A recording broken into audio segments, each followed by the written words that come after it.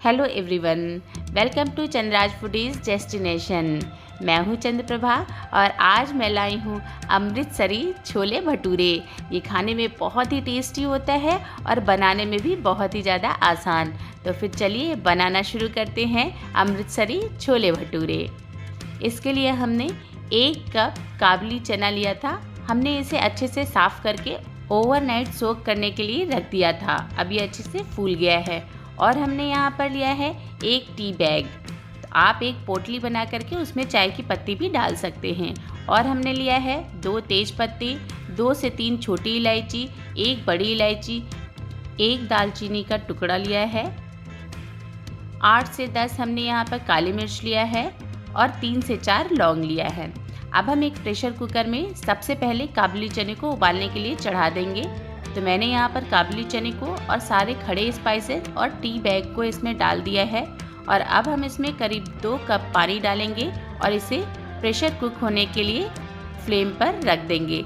आप चाहें तो यहाँ पर नमक भी डाल सकते हैं और थोड़ा सा बेकिंग सोडा भी डाल सकते हैं, लेकिन मैं इसमें कुछ भी नहीं डालूँगी। तो मैं इसे करीब 3 से 4 सीटी आने तक पका लूँगी। और जब तक काबुली चना उबल रहा है तब तक हम भटूरे का डो तैयार कर लेते हैं। तो मैंने यहाँ पर 2 कप मैदा लिया है और अब हम इसमें करीब 2 टेबल स्पून सूजी ऐड करेंगे। और अब हम इसमें 1/4 छोटा चम्मच बेकिंग पाउडर और 1/4 छोटा चम्मच बेकिंग सोडा ऐड करेंगे। अब हम इसमें स्वादानुसार नमक, यानी कि हमने यहाँ पर 1 टीस्पून नमक डाला है और 2 टीस्पून शुगर ऐड करेंगे। इससे भटूरे का कलर बहुत ही बढ़िया आता है और इसका स्वाद भी बहुत ज़्यादा बढ़ जाता है। अब हम इसमें ऐड करेंगे करीब 2 टेबल स्पून दही और इसे हाथों की सहायता से मिक्स करेंगे। और इसमें थोड़ा थोड़ा पानी डाल करके इसका एक सॉफ्ट डो हमें लगाना है। तो हम इसमें थोड़ा थोड़ा पानी ऐड करेंगे और इसका सॉफ्ट डो लगा करके तैयार कर लेंगे। हमने यहाँ पर 2 टेबल स्पून सूजी का इस्तेमाल इसलिए किया है जिससे भटूरे में थोड़ा सा क्रिस्पीपन बना रहे और फूलने के बाद वो जल्दी पिचके ना, वैसे ही फूला फूला रहे। तो अब हम थोड़ा सा हाथों में ऑयल डालेंगे, हाथों को ग्रीस करेंगे और आटे को अच्छे से स्मूथ कर लेंगे, बिल्कुल चिकना। तो अब हमने आटे को बहुत ही अच्छे से चिकना कर लिया है और अब हम इसे ढक करके करीब 2 से 3 घंटे रेस्ट होने को रख देंगे, जिससे हमारा आटा थोड़ा सा फूल भी जाएगा। तो हम इसे किसी गर्म जगह पर 2 से 3 घंटे के लिए ढक करके छोड़ देंगे। और अब हम छोलों को देख लेते हैं। तो छोले हमारे अच्छे से बॉयल हो गए हैं, आप देख सकते हैं। मैं एक तोड़ करके दिखाती हूँ, इस तरीके से बिल्कुल मैशी हो गया है ये। तो अब हम इसमें से पोटली और तेज पत्ता और जो भी खड़े मसाले आपको निकालना है उसे निकाल देंगे। हमने छोले बनाने के लिए यहाँ पर 2 प्याज लिया है मीडियम साइज के, इसे फाइनली चॉप कर लिया है। 1 table spoon ginger garlic paste लिया है और 2 टमाटरों का हमने प्यूरी बना लिया है। तो अब हम छोले बनाते हैं। अब हम एक पैन में करीब 2 टेबल स्पून सरसों का तेल डालेंगे। आप कोई भी तेल डाल सकते हैं। तेल के गर्म होते ही हम इसमें प्याज डालेंगे और इसे 1 मिनट तक भून लेंगे। सरसों के तेल से छोले का स्वाद और भी अच्छा बढ़ जाएगा। तो हमने इसे 1 मिनट तक भून लिया है और अब हम इसमें जिंजर गार्लिक का पेस्ट ऐड करेंगे और इसे भी मिक्स करते हुए भून लेंगे। तो हमें प्याज और अदरक लहसुन को तब तक भूनना है जब तक ये बिल्कुल ब्राउन नहीं हो जाता है। और अब आप देख सकते हैं ये अच्छे से ब्राउन हो गया है। तो अब हम इसमें ऐड करेंगे टोमेटो प्यूरी, जिसे हमने पहले ही बना करके रख लिया था। इसे भी अच्छे से मिक्स कर देंगे। फ्रेश टोमेटो प्यूरी डालने से छोलों का स्वाद, या फिर आप जिस भी सब्जी में डालेंगे उसका स्वाद बहुत ही बढ़िया आता है। तो आप कोशिश करें फ्रेश टोमेटो प्यूरी का यूज करें। हमने इसे बहुत ही अच्छे से मिक्स कर दिया है। अब हम इसमें स्पाइसेस ऐड करेंगे। तो हम इसमें सबसे पहले हल्दी पाउडर ऐड करेंगे करीब 1 टीस्पून। अब हम इसमें करीब 1 टीस्पून धनिया पाउडर ऐड करेंगे।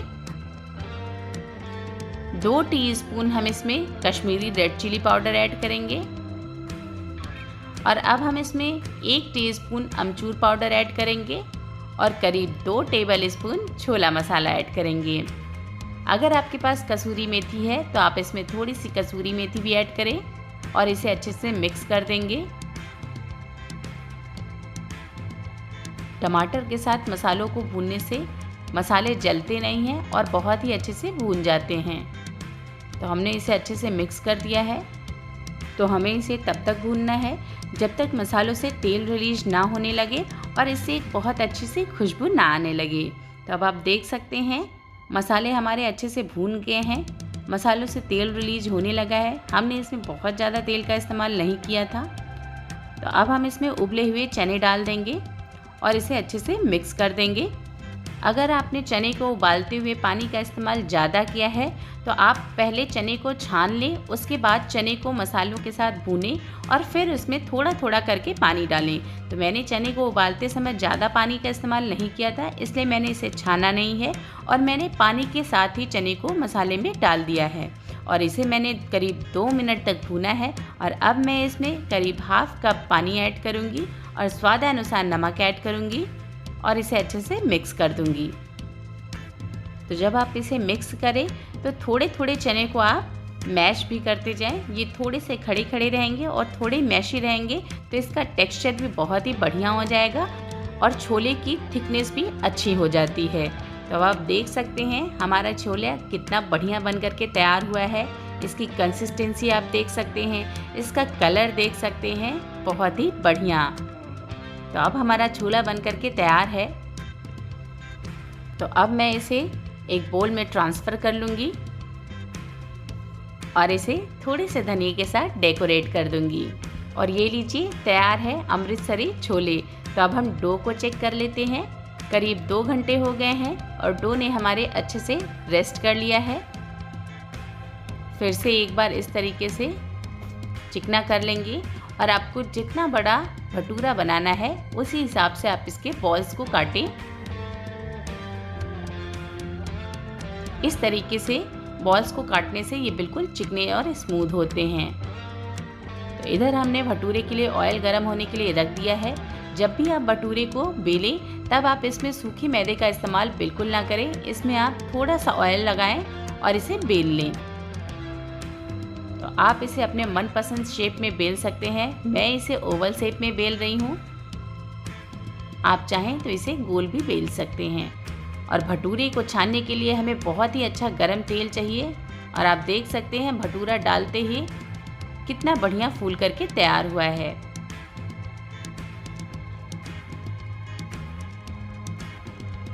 तो मैं इसे निकाल लेती हूँ।